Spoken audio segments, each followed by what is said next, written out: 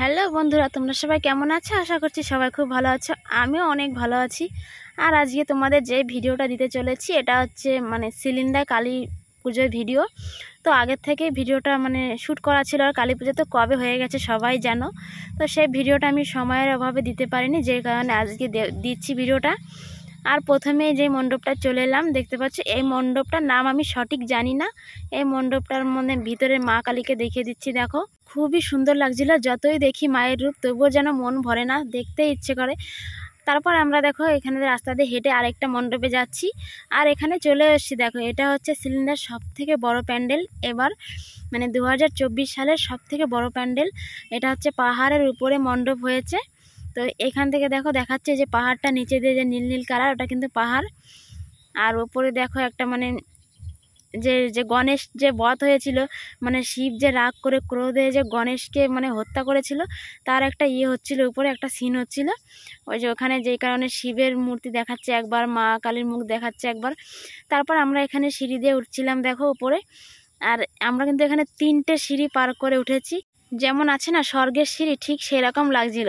3টে সিঁড়ি পার করে তার উপরে মন্দির। তো প্রথম সিঁড়ি পার করে চলে এসেছি, আর প্রথম সিঁড়িতে একটা মা কালী আছে।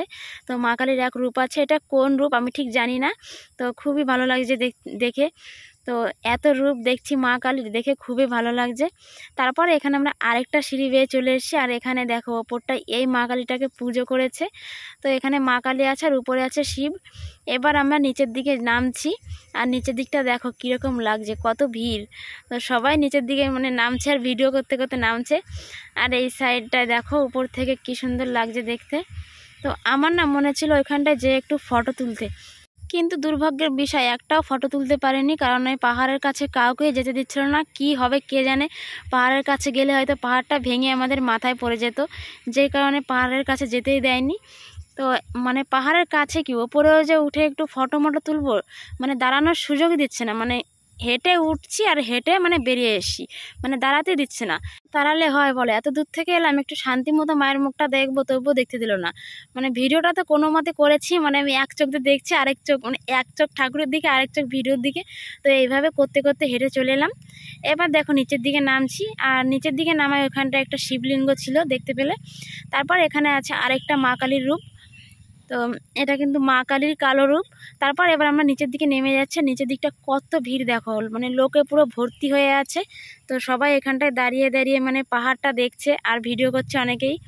তারপরে চলে এসেছি আমরা লাস্ট যে মণ্ডপটা আছে। তো এটা হচ্ছে বাঁশের কেল্লা।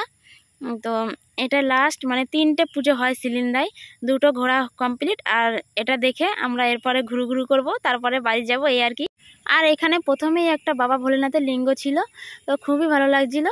আর এখানে ভিতরের মায়ের রূপটা দেখো। তো এই মায়ের রূপটা একটু সাদা সাদা ফুল টাইপের মধ্যে করেছে, খুব সুন্দর লাগছে। আর এটা কিন্তু বাঁশের কেল্লা, বাঁশের ফুল দিয়ে অনেক কিছু দিয়েই তৈরি মণ্ডপটা। তারপর আমরা এখানে লাস্টে ঘুরে ঠাকুর দেখে একটু ঘুগনি খাচ্ছি। প্রথমেই কিন্তু ঘুগনি খেয়ে নিচ্ছি ঠাকুর দেখে। তো এর আগে কিন্তু কিছু খাইনি, ঘুগনি দিয়ে শুরু করছি। আমরা এখন ঘুগনি খাই। আর তোমরা কিন্তু ভিডিওটা বেশি করে লাইক কমেন্ট অ্যান্ড শেয়ার করে দিও। তো চলো tata, good night, good bye.